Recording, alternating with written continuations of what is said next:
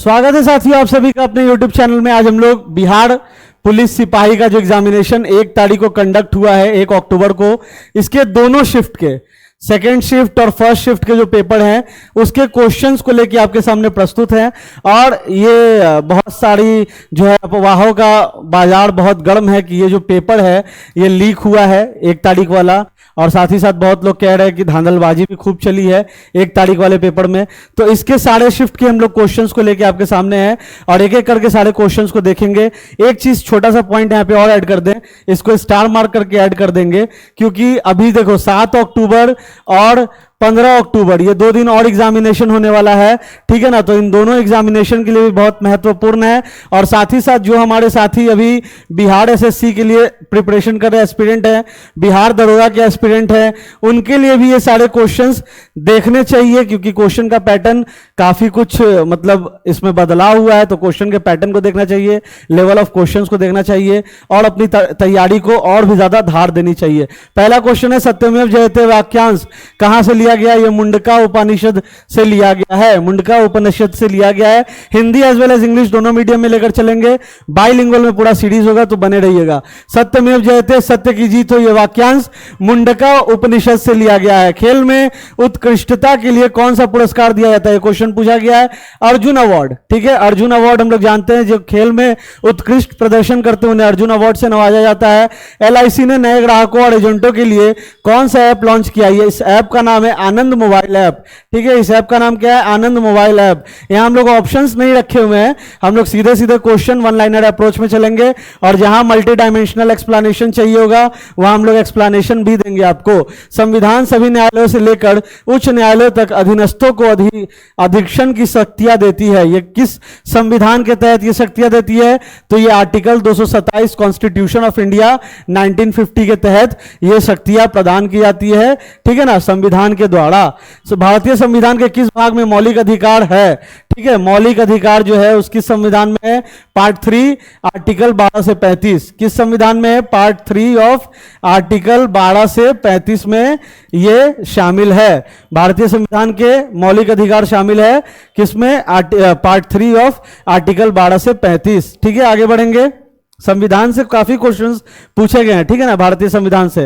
राज्यसभा के सदस्यों का चुनाव किसके द्वारा किया जाता है? तो हम लोगों को पता है राज्यसभा के मेंबर्स, जो मेंबर ऑफ राज्यसभा होते हैं, उनका चुनाव कहां से होता है? तो जितने भी स्टेट के लेजिस्लेटिव असेंबलीज होते हैं उनके थ्रू होते हैं, ठीक है ना।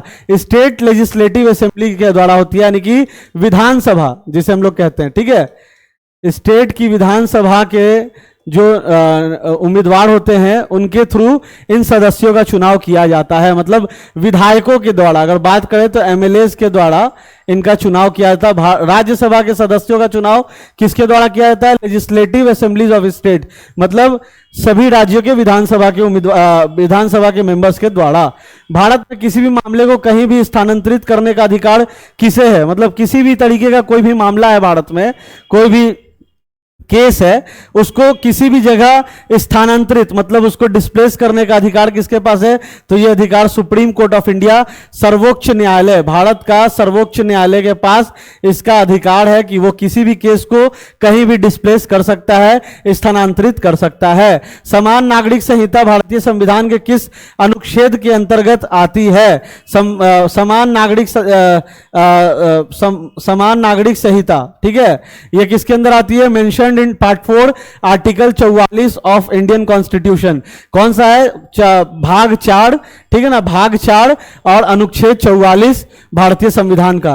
रावत भाटा परमाणु संयंत्र निम्नलिखित में से किस राज्य में स्थित है? यह क्वेश्चन पूछा गया है, रावत भाटा से संबंधित क्वेश्चन पूछा गया है। ये क्या है? परमाणु संयंत्र है, ठीक है ना, एटॉमिक प्लांट है, एटॉमिक प्लांट है भारत का। ये कहां पे है? चित्तौड़गढ़ डिस्ट्रिक्ट राजस्थान में ही है, ठीक है, चित्तौड़गढ़ डिस्ट्रिक्ट राजस्थान में। आगे बढ़ते हैं। अभी हम लोग सेकंड शिफ्ट का क्वेश्चन देख रहे हैं, ठीक है, ये सेकंड शिफ्ट का क्वेश्चन है। अखिल भारतीय दलित वर्ग महासंघ की स्थापना किसने की थी? ये की थी डॉक्टर भीमराव अंबेडकर ने। अखिल भारतीय दलित वर्ग महासंघ, ठीक है, अखिल भारतीय दलित वर्ग महासंघ की स्थापना बी आर अंबेडकर। एक मोबाइल फोन चार्जर क्या है? ये एक स्टेप डाउन ट्रांसफार्मर का एक प्रकार है। मोबाइल फोन चार्जर क्या है? एक स्टेप डाउन ट्रांसफार्मर का एक प्रकार है। पाटलिपुत्र का संस्थापक कौन था? है ना, जिसको मॉडर्न पटना भी कहा जाता था, ओरिजिनली बिल्ट बाय उदयीन, ठीक है, उदयीन। लिख देता हूं हिंदी में भी ताकि हमारे हिंदी मीडियम वाले छात्रों को परेशानी ना हो। यही संस्थापक थे, पाटलिपुत्र के संस्थापक ये थे। पाटलिपुत्र, जिसे मॉडर्न पटना के नाम से भी जाना जाता था, was originally built by Udayin in 490 BC, ठीक है। कब किया गया था इसका निर्माण? ये भी है यहाँ पे, देखो ये भी क्वेश्चन पूछा जा सकता है। 490 बीसी में किया गया था, किसके द्वारा? उदयीन के द्वारा। भारत किस उद्योग के लिए लोकप्रिय है? देखो भारत किस उद्योग के लिए लोकप्रिय, इसमें ऑप्शन तो हमारे पास है नहीं, ऑप्शन रहता तो ही इसमें सही से एलिमिनेशन, क्योंकि देखो भारत काफी सारे ऐसे उद्योग है जिसमें भारत अग्रणी भी है और उसके लिए भारत लोकप्रिय भी है, तो ये ऑप्शंस रहता तो इसको अच्छे से हम लोग डील कर पाते हैं। आगे बढ़ेंगे। ओलंपिक में रिले रेस कब शुरू की गई थी? बहुत अच्छा क्वेश्चन है। ओलंपिक में रिले रेस की शुरुआत कब हुई थी? तो अगर मेंस ओलंपिक की बात की जाए, मतलब मेंस रिले रेस की बात की जाए, तो ये 1912 में स्टॉकहोम ओलंपिक में हुआ था, ठीक है। मेंस रिले रेस कब हुआ था? 1912 में स्टॉकहोम में। स्टॉकहोम कहाँ है? स्वीडन में, ठीक है। मेंस रिले रेस का शुरुआत 1912 में हुआ था। कौन से ओलंपिक में? स्वीडन ओलंपिक में, ठीक है, स्टॉकहोम स्वीडन ओलंपिक में।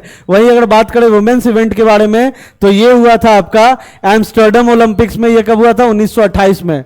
अगर विमेंस की बात हो, देखो हम लोग डिटेल्ड एक्सप्लेनेशन देख रहे हैं, यहाँ पे क्वेश्चन में तो सीधा पूछा गया कब हुई थी, तो ये रिले रेस की शुरुआत 1912 में हुआ था स्टॉकहोम ओलंपिक में। अगर पूछा जाता कि महिला रिले रेस की शुरुआत कब हुई थी, तो वो हो जाएगा 1928 ओलंपिक गेम्स एम्स्टर्डम में, ठीक है।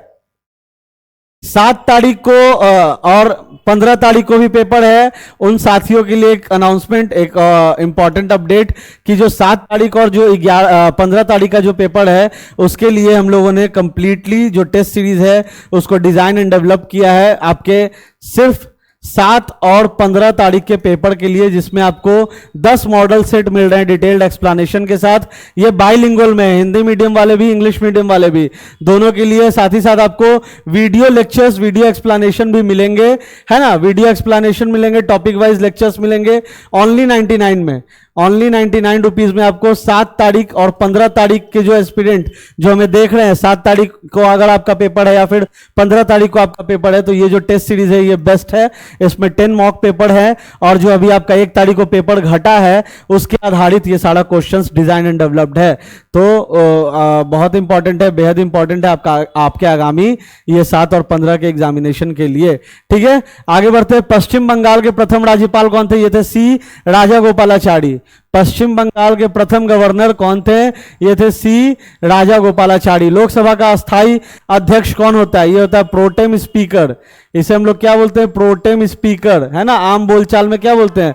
प्रो टर्म या प्रोटेम बोलते हैं, प्रो टर्म या आम बोलचाल में प्रोटेम स्पीकर बोलते हैं। तो प्रोटेम स्पीकर कौन होते हैं?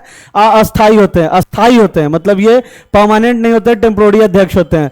तो इनका चुनाव कैसे होता है? अब मान लो कि हमको परमानेंट अध्यक्ष चुनना है लोकसभा के लिए, और अभी मेरे को समय लग रहा है कि भैया कब तक होगा चुनाव, कौन होगा सही उम्मीदवार, तो हमको समय लग रहा है इस चीज में। तो हम क्या करेंगे ना कि one of the senior most member जो है, अभी जो हमारी जो लोकसभा बनी है, इसमें जो सबसे सीनियर मेंबर होंगे, सबसे वरिष्ठ मेंबर होंगे, उनको हम लोग अध्यक्ष बना देंगे, ठीक है। कि आप तब तक 7 दिन के लिए, 8 दिन के लिए, 2 दिन के लिए, जितने भी दिन के लिए अस्थायी रूप से आप अध्यक्ष बने रहिए। जब स्थायी अध्यक्ष का चुनाव हो जाएगा तब आप अपने पद को छोड़ दीजिएगा। ऐसा चलता आ रहा है। हम लोगों ने संविधान सभा वाले में भी पढ़ा था कि डॉक्टर राजेंद्र प्रसाद से पहले संविधान सभा के अध्यक्ष बनाए गए थे, उसके बाद फिर 2 दिन के बाद फिर डॉक्टर राजेंद्र प्रसाद ने शपथ लिया था संविधान सभा के अध्यक्ष के तौर पे। तो यही होता है कि जो न्यूली इलेक्टेड लोकसभा, उसके जो सीनियर मोस्ट मेंबर हैं, उन्हीं को प्रोटेम स्पीकर बनाया जाता है, यानी कि अस्थायी अध्यक्ष बनाया जाता है लोकसभा का, ठीक है।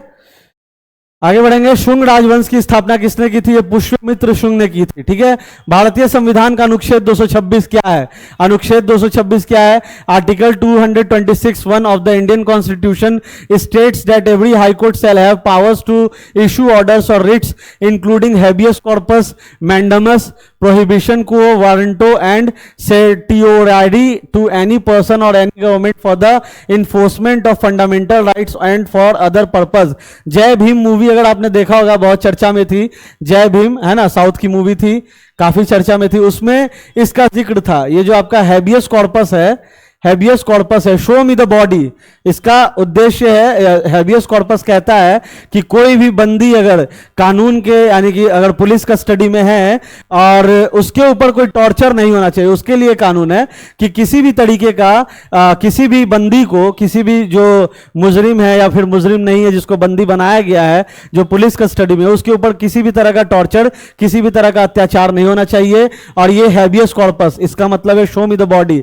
बहुत लोग बहुत बार सुना होगा आपने कि कस्टडी में मौत हो गई है ना, कस्टडी में जो पुलिस कस्टडी में जो मुजरिम है उनकी मौत हो गई। तो ये हैबियस कॉर्पस राइट देता है, अधिकार देता है शो मी द बॉडी, ये इसका मेन कॉन्सेप्ट है। ये कहता है, आप यहां पे पढ़ सकते हो कि भारतीय संविधान के अनुच्छेद 226(1) में कहा गया है कि प्रत्येक उच्च न्यायालय को मौलिक अधिकारों को लागू करने के लिए किसी भी व्यक्ति या किसी सरकार को बंदी प्रत्यक्षीकरण, परमादेश, निषेध, अधिकार, वारंट और उत्प्रेषण सहित आदेश या रिट जारी करने की शक्ति होगी। ये उद्देश्य है इसका, ठीक है ना।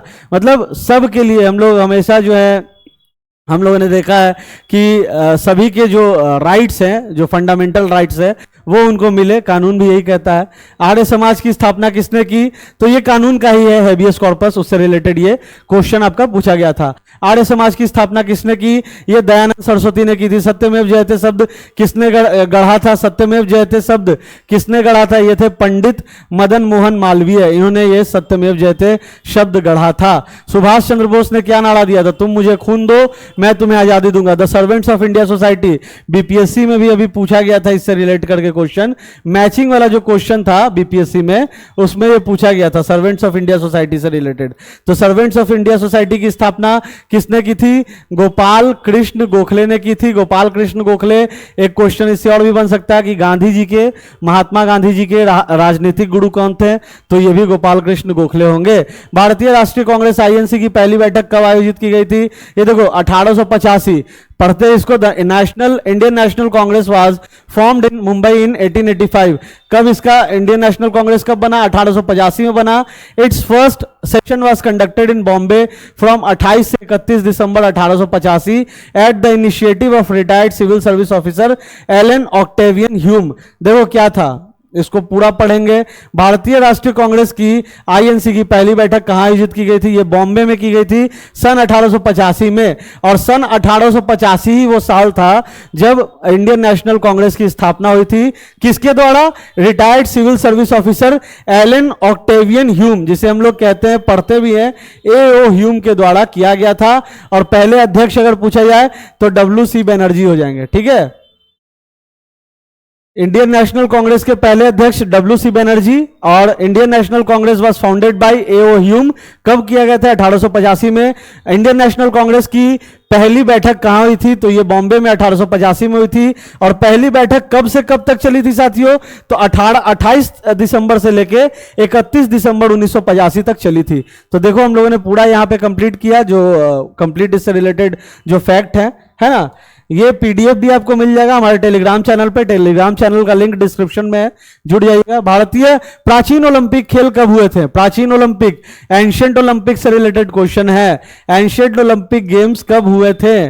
ठीक है, प्राचीन ओलंपिक गेम्स कब हुए थे? The Olympics became an integral part of ancient Greek society every 4 years from 776 BC से लेके 393 AD। ठीक है, हर 4 साल पे होते थे और ये एंशिएंट ग्रीक सोसाइटी का एक कल्चर हो गया था, integral part of ancient Greek society हो गया था। ठीक है, राष्ट्रीय महिला आयोग की स्थापना कब की गई थी? ये जनवरी 1992 में किया गया था। किसके अंतर्गत? The national commission for women act 1990 के अंतर्गत राष्ट्रीय महिला आयोग का स्थापना किया गया था। कब किया गया था? जनवरी 1992 में। किसके अंतर्गत किया गया था? National commission for women act 1990 के तहत किया गया था। आगे बढ़ते साथियों, देखो कितना अच्छा क्वेश्चन है, क्वेश्चन का लेवल ठीक है ना, मतलब ढंग के क्वेश्चन है। इसीलिए मैंने कहा कि जो बिहार एसएससी वाले जो छात्र होंगे और जो एस्पिरेंट होंगे, दरोगा के लिए भी अनाउंसमेंट आ ही गया है, तैयारी आप लोगों ने जोर शोर से करना शुरू कर ही दिया है, कॉल समय लगातार आ ही रहे हैं, तो उनके लिए भी बहुत इंपॉर्टेंट रोल ये क्वेश्चन प्ले करेगा। और इसका पूरा पीडीएफ आपको टेलीग्राम में मिल जाएगा। अखिल भारतीय अनुसूचित जाति महासंघ की स्थापना किसने की थी? बी आर अम्बेडकर ने, है ना, बाबा साहेब भीमराव अम्बेडकर ने। और आगे बढ़ते, भारतीय संविधान का विचार सबसे पहले किसने दिया था? ये दिया था एम एन रॉय ने, एम एन रॉय ने दिया था। ये कम्युनिस्ट थे और इन्होंने ही राय दिया था किसका? भारतीय संविधान का विचार सबसे पहले दिया था एम एन रॉय ने। भारत सबसे अधिक क्या निर्यात करता है? देखो क्वेश्चन का तो ऑप्शन हमारे पास था नहीं, तो हमने पूरा लिस्ट ही बना दिया ताकि आपको कहीं से कोई कंफ्यूजन ना हो, सारे कॉन्सेप्ट्स आपके, सारे डाउट्स आपके क्लियर हो जाएं। क्वेश्चन पूछ रहा भारत सबसे अधिक क्या निर्यात करता है, तो क्या निर्यात करता है? तो इसमें पेट्रोलियम प्रोडक्ट हो गया, जिसका वैल्यूएशन है 61.2 बिलियन डॉलर का, खाली पेट्रोलियम प्रोडक्ट निर्यात करता है। ज्वेलरी निर्यात करता है 41.2 बिलियन डॉलर्स का। ऑटोमोबाइल की अगर बात की जाए तो 14.5 billion dollar. Machinery, heavy machinery की बात की जाए तो 13.6 बिलियन डॉलर। बायोकेमिकल्स की बात करी जाए तो 12 बिलियन डॉलर। और फार्मास्यूटिकल्स, दवाइयां की बात की जाए तो 11.7 बिलियन डॉलर्स का भारत निर्यात करता है। आप इसमें देख लो सबसे अधिक निर्यात क्या होता है? पेट्रोलियम प्रोडक्ट सबसे अधिक निर्यात होता है। ठीक है, आगे बढ़ते हैं। नालंदा विश्वविद्यालय की स्थापना किसने की? ये कुमार गुप्त ने किया था, नालंदा विश्वविद्यालय की स्थापना, जिसे बाद में बख्तियार खिलजी ने जला दिया था। ठीक है, आगे बढ़ते हैं। रावत भाड़ा, रावत भाड़ा हम लोगों ने फिर पढ़ा था। रावत भाड़ा परमाणु ऊर्जा संयंत्र राजस्थान, है ना, इसके पहले ही हम लोगों ने देखा था क्वेश्चन। देखो क्वेश्चन दोनों शिफ्ट में कहीं कहीं कुछ कुछ क्वेश्चन जो है रिपीट हुआ है, पैटर्न भी रिपीट हुआ है, पैटर्न भी वही है ना। तो इसीलिए मैं कह रहा हूं कि 7 वाले और 15 वाले जो लड़के हैं, 7 अक्टूबर और 15 अक्टूबर को जो पेपर देने जाएंगे, उनके लिए बहुत इंपॉर्टेंट है ये क्वेश्चंस। और जो टेस्ट सीरीज हमने यहाँ पे अभी आपको डिस्कस किया कि ये जो टेस्ट सीरीज है ये अभी लेटेस्ट पैटर्न पर आधारित है, जिसमें आपको 10 मॉडल सेट मिलेंगे according to the latest pattern of Bihar SSC, जो पेपर अभी घटा है उसके आधार पे। तो 7 और 15 वाले लड़कों के लिए बहुत इंपॉर्टेंट है ये क्वेश्चन का पैटर्न भी, और जो टेस्ट सीरीज हमने डिजाइन किया वो भी। डिस्क्रिप्शन में हमारे ऐप का लिंक है, वहां से आप प्राप्त कर सकते हैं। ठीक है, संगोला का संधि कब हुआ था? 1750 में हुआ था। अलवर संत कौन थे? तो हिंदी का ये प्रश्न था। अलवर दक्षिण भारत के तमिल कवि संत थे। उन्होंने हिंदू भगवान विष्णु की भक्ति का समर्थन अपनी उत्कंठा, परमानंद और सेवा के गीतों के द्वारा किया। अलवर का अर्थ जो ईश्वरीय अनुभव में तल्लीन हो। ठीक है, जो ईश्वरीय अनुभव में, जो ईश्वरीय शक्तियों में, जो ईश्वरीय एक्सपीरियंसेस में तल्लीन हो, है ना, लीन हो, उसका ही मतलब ये था। अलवर का अर्थ ही ये था। और अलवर संत कौन थे? तो दक्षिण भारत के तमिल कवि संत थे, जो हिंदू भगवान विष्णु की भक्ति का समर्थन करते थे अपनी गीतों के द्वारा। ठीक है, प्रचार प्रसार करते थे।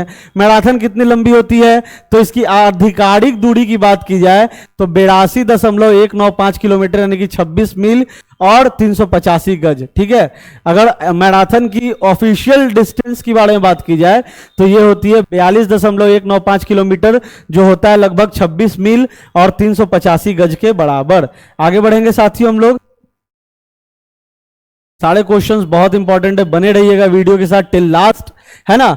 खाली बिहार सिपाही वाले नहीं, बिहार दरोगा वाले के लिए भी इंपॉर्टेंट है, बिहार एसएससी वाले साथियों के लिए भी इंपॉर्टेंट है। तो वीडियो में बने रहिएगा, ज्यादा इंपॉर्टेंट है। संयोग का क्या अर्थ होता है? देखो ये इंग्लिश का क्वेश्चन था, हमने यहाँ पे ऐड कर दिया ताकि एक इंग्लिश का भी आपको आइडिया लग जाए कैसा क्वेश्चन पूछा गया। संयोग का अर्थ क्या होता है? संयोग का मतलब क्या होता है कि 2 या 2 से अधिक इंसिडेंट अगर एक साथ बाई चांस हो गए एक सरप्राइजिंग वे में, तो उसे हम लोग संयोग कहते हैं। ठीक है, सोनाम बुलिस्ट किसे कहा जाता है? ये सोनाम बुलिस्ट का मतलब क्या होता है? जो स्लीप वॉकर, जो नींद में चलते हैं, उन्हें सोनाम बुलिस्ट कहते हैं। ठीक है, अब आइए फर्स्ट शिफ्ट के क्वेश्चन में हम लोग आते हैं। ठीक है, फर्स्ट शिफ्ट के क्वेश्चन में हम लोग आते हैं बिहार पुलिस सिपाही के। यहां लिख देते हैं, यहां से आपका फर्स्ट शिफ्ट शुरू हो गया बिहार सिपाही का 1 अक्टूबर वाला। ठीक है ना, फर्स्ट शिफ्ट, कंफ्यूज नहीं होना है, ऐसे सारे क्वेश्चन इंपॉर्टेंट है। नॉन स्टिक पैन किसके द्वारा बनाया जाता है? नॉन स्टिक पैन की बात हो रही है, पीटीएफई के द्वारा बनाया जाता है। पीटीएफई पॉलीटेट्राफ्लूरोएथिलीन के द्वारा नॉन स्टिक पेन का निर्माण किया जाता है, मैंने लिख दिया है। लाल सागर कहाँ स्थित है? लाल सागर देखो रेड सी की बात हो रही है, लाल सागर बोले तो रेड सी, इंग्लिश में भी है हिंदी में भी है, बाइलिंगुअल में हम लोग देख रहे हैं। तो Red Sea is in the Middle East. कहाँ है? मिडिल ईस्ट में, बिटवीन इजिप्ट और सऊदी अरब। इजिप्ट यानी कि मिस्र और सऊदी अरब के बीच में ये स्थित है। कहां पे है? तो मिडिल ईस्ट में है। आगे बढ़ते हैं साथियों। बिहार में से पद्मश्री पुरस्कार 2023 प्राप्त करने वाली महिलाओं का नाम बताएं। सुभद्रा देवी है ना, पद्म पुरस्कार जीतने वाली कौन है? पद्मश्री पुरस्कार 2023 प्राप्त करने वाली सुभद्रा देवी पेपर मेसी कलाकार है, मतलब पेपर आर्ट, ठीक है, पेपर के थ्रू ये कलाकृतियां बनाती है। आर्ट के सेक्टर में इन्हें मिला है कौन सा पुरस्कार मिला है? पद्मश्री पुरस्कार 2023 मिला है सुभद्रा देवी को। और भी 2 पुरुषों को मिला है ना, एक आनंद कुमार है, उन्हें मिला है। तो ये यहाँ पे बात हो रही है, महिला की बात हो रही है कि बिहार की महिला का नाम बताए, तो ये सुभद्रा देवी पेपर मेसी आर्ट के लिए इन्हें मिला है पद्मश्री पुरस्कार 2023 पेपर आर्ट के लिए मिला है। ये क्वेश्चन हम लोगों ने किया था ऑलरेडी। मैक्सिमम जितने भी क्वेश्चन है हम लोगों ने अपने सारे लेक्चर्स में, जो प्रीवियस लेक्चर्स है, जो प्रीवियस हमारा यूट्यूब पे पड़ा हुआ जो वीडियोस है, उसमें हम लोगों ने इन क्वेश्चन को किया है। लाइव सेशन में भी हम लोगों ने किया है। प्रिंटर एक इनपुट या आउटपुट है? अक्सर हम लोग पढ़ते आ रहे हैं कि प्रिंटर आउटपुट है। इनपुट क्या होता है? जिसके थ्रू हम लोग सिस्टम में कमांड फीड करते हैं। एंड आउटपुट क्या होता है? जो उस कमांड को फीड करने के बाद हमें जो आउटपुट मिलता है, दैट इज द आउटपुट। तो प्रिंटर क्या आउटपुट डिवाइस है। प्रिंटर हमें क्या देता है? प्रिंट देता है ना, स्कैन करने के बाद हमें आउटपुट देता है, या फिर प्रिंट अगर हम लोग सिस्टम को कमांड देते हैं तो हमें प्रिंट मिलता है। भारत की कैबिनेट प्रणाली किस देश के संविधान से ली गई है? कैबिनेट सिस्टम जो है भारत की कैबिनेट प्रणाली, उस किस देश से ली गई है ना, कहां से ली गई है? द ब्रिटिश कॉन्स्टिट्यूशन से लिया गया है, ब्रिटिश संविधान से लिया गया है। भारत के नियंत्रक एवं महालेखा परीक्षक, जिसे हम लोग सीएजी कहते हैं, कंट्रोलर एंड अकाउंटिंग जनरल, क्या बोलते हैं इनको? Controller and accounting general, CAG, ठीक है। सीएजी का कार्यकाल क्या है, ये पूछा जा रहा है। देखो कंफ्यूजिंग क्वेश्चन है। अक्सर हम लोग जानते हैं कि सीएजी का कार्यकाल क्या होगा भाई, 5 साल का होगा। अगर कोई जैसे प्रधानमंत्री, मुख्यमंत्री, चुनाव 5 साल में होता है, लेकिन सीएजी की बात हो रही है तो ये 6 साल का होता है। Controller and auditor general shall hold office for a term of 6 years, 6 साल के लिए इनका कार्यकाल होता है। किसका? सीएजी का कार्यकाल 6 साल के लिए होता है, और 6 साल का ही इनका कार्यकाल होता है। सीएजी जो बनते हैं उनका कार्यकाल 6 साल का होता है। आगे बढ़ते हैं। राज्य के नीति निर्देशक सिद्धांत यानी कि डायरेक्टिव प्रिंसिपल्स ऑफ स्टेट, ठीक है, डायरेक्टिव प्रिंसिपल्स ऑफ स्टेट की बात हो रही है, डीपीएसपी की बात हो रही है। डायरेक्टिव प्रिंसिपल्स ऑफ स्टेट, राज्य के नीति निर्देशक सिद्धांत, directive principles of state Bharat संविधान के किस भाग में पाए जाते हैं? आर्टिकल 36 से 51 under part 4 of the Indian constitution deal with the directive principles of state policy. देखो डीपीएसपी से कंफ्यूज नहीं होना, डीपीएसपी इसी को कहते हैं। डीपीएसपी का मतलब होता है directive principles of state policy, जो मैंने यहां पे बोला। और ये किस संविधान के किस भाग में पाया जाता है? तो आर्टिकल 36 से 51 अंडर पार्ट 4, ठीक है, चौथे भाग में आर्टिकल 36 से 51 में पाया जाता है। बंधुत्व का क्या अर्थ है? यहाँ पे फ्रेटर्निटी का मीनिंग आपसे पूछा जा रहा था। क्वेश्चन में बता देता हूं, फ्रेटर्निटी का मीनिंग में आपसे पूछा जा रहा था कि बंधुत्व का क्या मतलब है। बंधुत्व का मतलब क्या होता है? आप ऑप्शन देख के इसका आंसर कर सकते थे। आंसू गैस में किस रसायन का प्रयोग किया जाता है? बहुत तगड़ा तगड़ा रसायन है, बाप रे, नाम सुन के आंसू निकल गया। देखिए क्या है तगड़ा तगड़ा रसायन का नाम क्या है? सीएन, शॉर्टे में देखेंगे सीएन या सीएन और सीएस, ठीक है, सीएन एंड सीएस। और लंबा नाम है भैया, देखिए क्या है? क्लोरो एसिटोफेनोन, ठीक है, क्लोरो एसिटोफिनेन, जिसका मतलब होता है सीएन, और सीएस मतलब कि क्लोरो बेंजाइलाइडेनेमल्लाओनो नाइट्राइल, ठीक है, बहुत लंबा है, थोड़ थोड़ के पढ़ना पड़ेगा। इसका तो हो गया आपका क्लोरो एसिटोफिनोन, ये सीएन हो गया, और सीएस, इन दोनों के मिश्रण से आंसू गैस बनता है, इन दोनों केमिकल के मिश्रण से बनता है। भारतीय राष्ट्रीय कांग्रेस के प्रथम अध्यक्ष कौन थे? अभी पढ़े हम लोग कि भारतीय राष्ट्रीय कांग्रेस का फाउंडेड बाय एओ ह्यूम, जो एक रिटायर्ड सिविल सर्वेंट थे। पहली बैठक हुई थी बॉम्बे में 1885 में, और भारतीय राष्ट्रीय कांग्रेस के प्रथम अध्यक्ष भी पूछ दिया यहाँ पे, तो व्योमेश चंद्र बनर्जी, यानी कि WC बनर्जी, हम लोग अक्सर बोलते हैं WC बनर्जी, नाम अक्सर हम लोग पढ़े होंगे, व्योमेश चंद्र बनर्जी बोल दो तो थोड़ा सा कंफ्यूजन हो जाता है ना, शॉर्ट कर लो तो फिर लगता है कि हाँ सुना हुआ पढ़ा हुआ। मार्स गैस का उत्पादन कैसे होता है? मार्स गैस की बात हो रही है, ठीक है, मार्स गैस की बात हो रही है यहाँ पे, MARSH, मार्स गैस की बात हो रही है। इसका उत्पादन कैसे होता है? तो the anaerobic bacterial decomposition of vegetable matter under union of herbivorous animals under water, जो पानी के अंदर रहते हैं हर्बीवोरस, और जो हर्बीवोरस मतलब जो घास फूस कंज्यूम करते हैं, और anaerobic bacterial decomposition of vegetable matter, उसके बाद मार्स गैस का निर्माण होता है। ठीक है, आगे बढ़ते हैं साथियों। बिहार में वंदे भारत ट्रेन किन स्थानों के बीच संचालित की जाती है? एक तो पटना रांची आपका शुरू हुआ था सबसे पहले, फिर बाद में आपका हावड़ा पटना, पटना हावड़ा शुरू किया गया था, तो 2 हो जाएगा आपका। स्मोक गैस, धुआं गैस का सूत्र क्या है? Smoke is made up of small particles of gases and water vapour. इसमें तो आपका पानी का वाटर वेपर भी होता है और साथ साथ गैस भी होता है। Water vapour makes up the majority of smoke, और बाकी जो वाटर वेपर जो होता है वो धुआं जो होता है, स्मोक जो होता है, मेजॉरिटी धुआं कौन बनाता है? वाटर वेपर बनाता है, ठीक है ना। वाटर वेपर यानी कि जो पानी का जो वाष्प होता है वो बनाता है मेजॉरिटी ऑफ द स्मोक, ठीक है। और अगर ऐसे बात किया जाए कि स्मोक गैस में और क्या क्या इंक्लूडेड होता है, तो रिमाइंडर में आपका carbon monoxide, carbon dioxide, nitrogen oxide, है ना, irritant, volatile organic compounds, air toxics and very small particles. तो अगर गैसेस की बात हो तो कार्बन मोनोऑक्साइड, है ना, जो बहुत ही घातक भी होते हैं हमारे लंग्स के लिए, कार्बन डाइऑक्साइड, नाइट्रोजन, ये जो है नाइट्रोजन ऑक्साइड, ये जो है मुख्यतः इसके स्मोक गैस में पाए जाते हैं। और सबसे अगर ज्यादातर मात्रा में बात की जाए तो वाटर वेपर यानी कि वाष्प पाए जाते हैं। निम्नलिखित में से कौन सा प्रत्यक्ष डायरेक्ट टैक्स नहीं है? सेल्स टैक्स जो होता है साथियों, ये डायरेक्ट टैक्स नहीं है। सेल्स टैक्स डायरेक्ट टैक्स नहीं है, इनडायरेक्ट टैक्स है, ठीक है। सेल्स टैक्स इनडायरेक्टली लगता है, इसलिए ये इनडायरेक्ट काइंड ऑफ टैक्स हो गया, और जो डायरेक्टली आपको दिखता है वो आपका डायरेक्ट टैक्सेस है।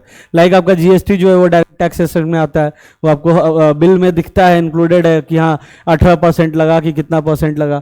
सिंधु सभ्यता में किस देवता की पूजा की जाती थी? पशुपति की जाती थी।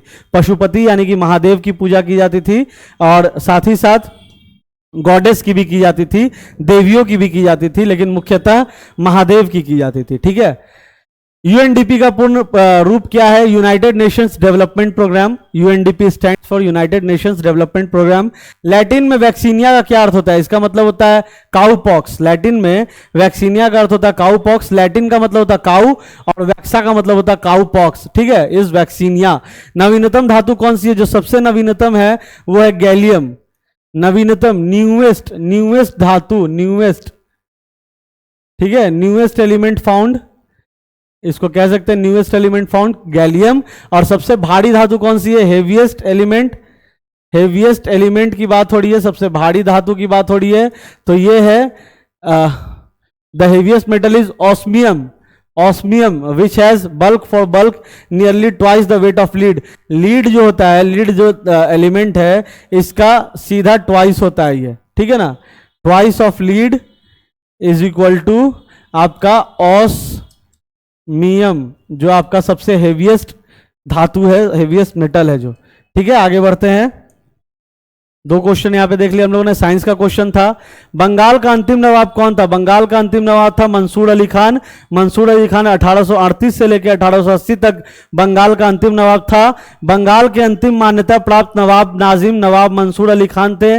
उनके शासन में मुर्शिदाबाद का निजाम भारी कर्जदार हो गया, ठीक है। ऐसा शासन किए कि मुर्शिदाबाद का जो निजाम था भारी कर्जदार हो गया। अब फरवरी 1869 में नवाब मुर्शिदाबाद छोड़कर इंग्लैंड में रहने लगे, ठीक है ना। तो ये फैक्ट था, बता दिया हमने। अशोक चक्र में कितनी तीलियां होती है? अशोक चक्र में भैया 24 तीलियां होती है, 24 तीलियां होती है। और जितने भी तीलियां होती है वो सभी मनुष्य के क्वालिटीज को रिप्रेजेंट करता है। क्वेश्चन ये भी बन सकता है ना, 24 तीलियां होती है और 24 तीलियां क्या रिप्रेजेंट करती है? Qualities of a person. Nilgiri पर्वत कहाँ स्थित है?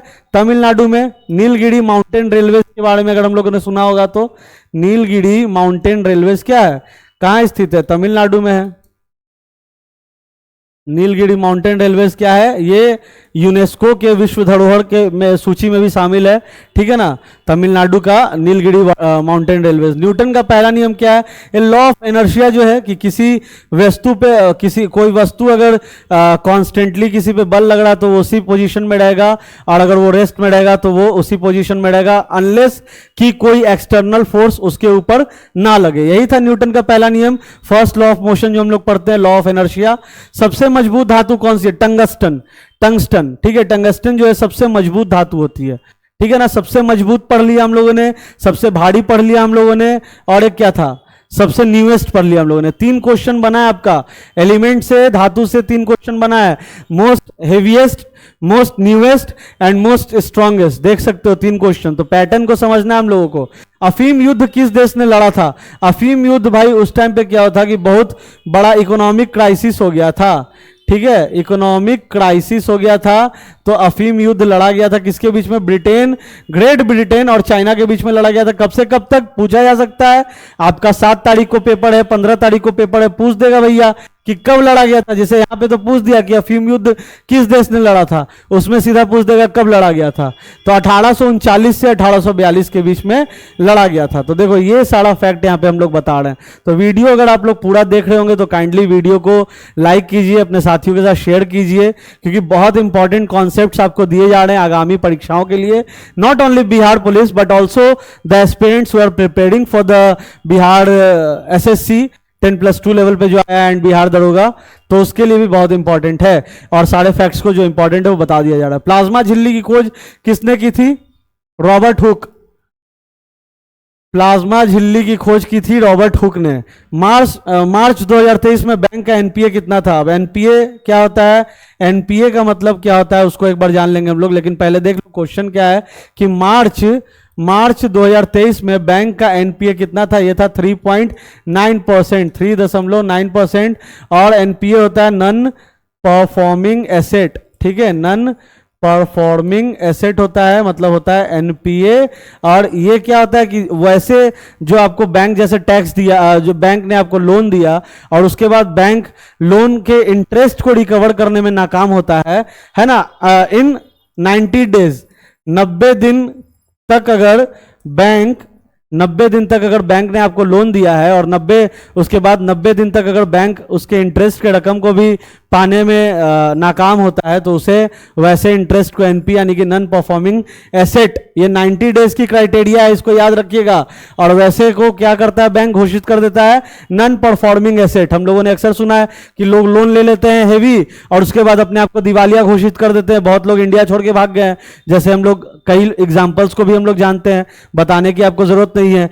तो वैसे आपको क्या होता है कि हमने लोन ले लिया, बाद में हमने बैंक को कह दिया कि हम तो भैया दिवालिया हो गए, तो बैंक क्या कर सकता है, तो वैसे टैक्सेस को नॉन परफॉर्मिंग एसेट कहा जाता है। और मार्च 2023 में बैंक का एनपीए था 3.9%। ठीक है, आगे बढ़ेंगे।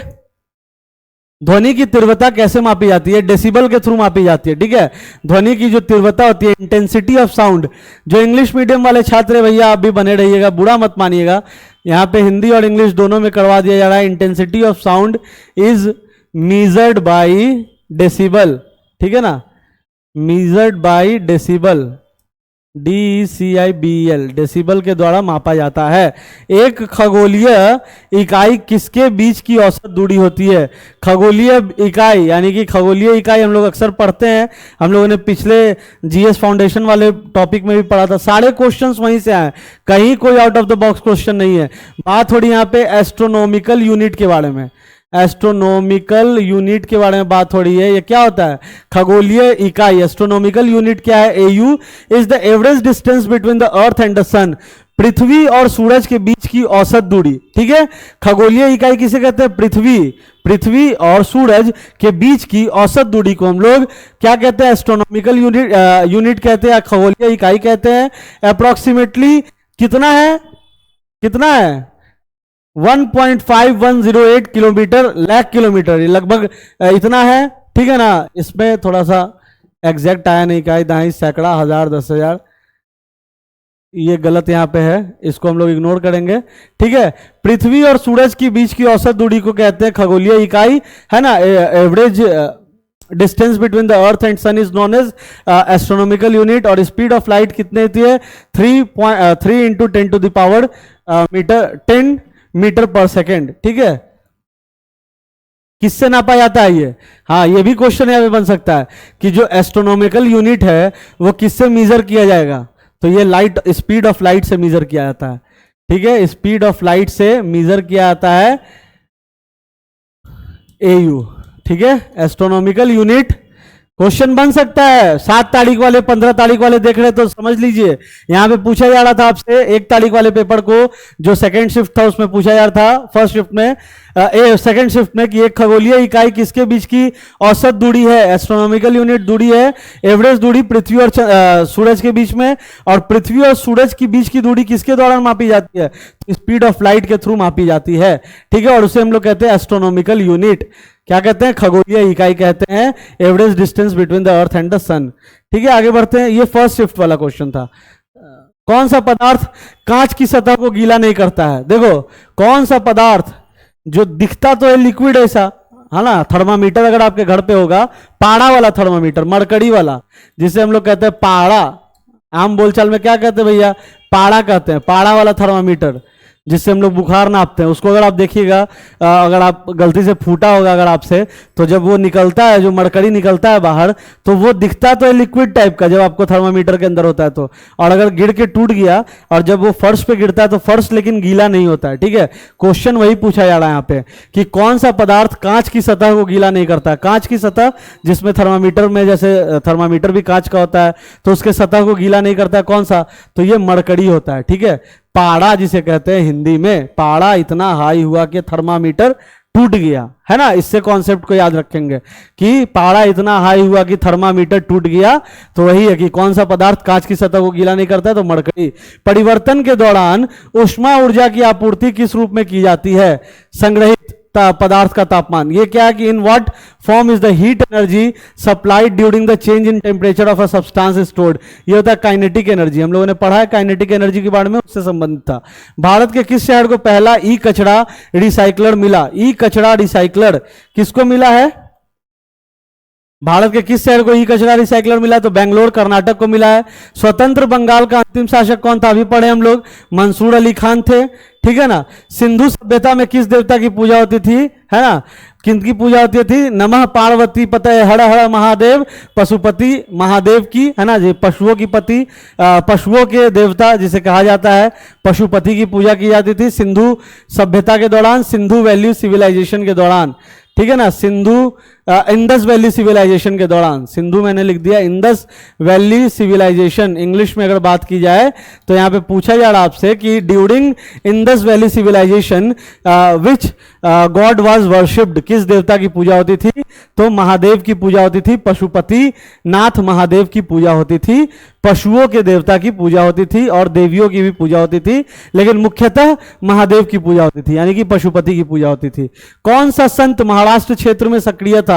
अब कौन सा संत था भैया, ये तो ऑप्शन हमारे पास तो है नहीं, सारे संत का नाम हम लिख दिए यहाँ पे। ध्यानेश्वर, नामदेव, एकनाथ, तुकाराम, सकूभाई और फैमिली ऑफ चोखा मेला, ये सारे थे संत जो महाराष्ट्र क्षेत्र में एक्टिव थे, सक्रिय थे। बिहार में कौन सी नदी मगरमच्छों का प्रजनन स्थल है? गंडक। गंडक नदी परियोजना में हम लोग पढ़ रहे हैं, हम लोग पढ़ा भी है जब हम लोग लेक्चर्स को कंटिन्यू कर रहे थे कि मगरमच्छों का प्रजनन गंडक नदी। किस कंपनी ने चौथे नेशनल में पहला स्थान हासिल किया? चौथा नेशनल जल पुरस्कार जो हुआ था, चौथा नेशनल जल पुरस्कार में पहला स्थान प्राप्त किया। क्वेश्चन है, फिर से पढ़ देता हूं। Which company accomplish the first position in the fourth national water award? जो चौथा राष्ट्रीय पानी अवार्ड हुआ, चौथा राष्ट्रीय पानी award, fourth national water award जो हुआ, उसमें किस कंपनी ने फर्स्ट प्राइज जीता? तो ये NTPC Badauni, national thermal power corporation. ठीक है, नेशनल थर्मल पावर कॉरपोरेशन, ठीक है, national thermal power corporation Badauni, NTPC Badauni. कौन सी धातु पाड़े के साथ मिश्रण नहीं बनाती है? कौन सी धातु पाड़े के साथ यानी कि मरकड़ी के साथ मिश्रण नहीं बनाती है? आयरन, प्लेटिनम, टंगस्टन और टेंटलम, ये साढ़े धातु है। कौन सी धातु पाड़े के साथ मिश्रण नहीं बनाती है? Iron, platinum, tungsten and tantalum. ये सारे धातु है जो पाड़े के साथ मिश्रण नहीं बनाती है। तो साथियों, सारा जीके जीएस का question first shift second shift का हम लोगों ने देखा। यहाँ पे सारे क्वेश्चंस को हम लोगों ने डिटेल्ड एक्सप्लेनेशन में भी देखा। वीडियो थोड़ा लंबा हुआ होगा, है ना, आपको हुआ कष्ट के लिए हम माफी चाहेंगे अगर आप पूरा वीडियो देख रहे हैं तो, क्योंकि वीडियो लंबा इसलिए हुआ क्योंकि हम लोग यहाँ पे फैक्ट्स को भी ऐड कर रहे थे और साथ ही साथ मैंने ये भी बताया कि जो 7 तारीख को और जो 15 तारीख को पेपर होने वाला है, जो बिहार एसएससी के और जो बिहार दरोगा के एस्पिरेंट है, उनके लिए क्वेश्चन कितना इंपॉर्टेंट है वो आपको पता चल जाएगा। एग्जाम आप दे कर निकलोगे ना, तब आपको पता चलेगा, आइडिया लगेगा कि क्वेश्चन का पैटर्न कितना इंपॉर्टेंट था, इसको देखना कितना ज्यादा जरूरी था। और साथ ही साथ हमने बता दिया कि डिस्क्रिप्शन में लिंक है हमारे ऐप का, जहां से आप हमारा ये टेस्ट सीरीज परचेस कर सकते हो। ओनली 99 रुपीज में आपको ये मिलेगा। और जो 7 तारीख 15 तारीख वाले जो छात्र हैं उनके लिए तो रामबान है, क्योंकि इसमें आपको 10 सेट मिल रहे हैं। अभी के पैटर्न जो 1 तारीख को पैटर्न हुआ है एग्जामिनेशन, उसके आधार पर डिटेल्ड एक्सप्लेनेशन भी मिल जाएगा और साथ ही साथ आपको रिकॉर्डेड लेक्चर्स भी मिल जाएंगे इस ऐप में। ऐप का लिंक है डिस्क्रिप्शन में। अभी हम लोगों ने दोनों शिफ्ट के क्वेश्चंस को किया कंप्लीट डिटेल्ड फॉर्मेट में। आशा करते हैं पसंद आया तो वीडियो को लाइक कीजिए, चैनल को सब्सक्राइब कीजिए, प्यार देते रहिए, है ना। Thanks for watching and all the very best. जो साथी अभी आगामी परीक्षाओं की तैयारी कर रहे हैं उनको बहुत बहुत शुभकामनाएं। धन्यवाद, थैंक यू।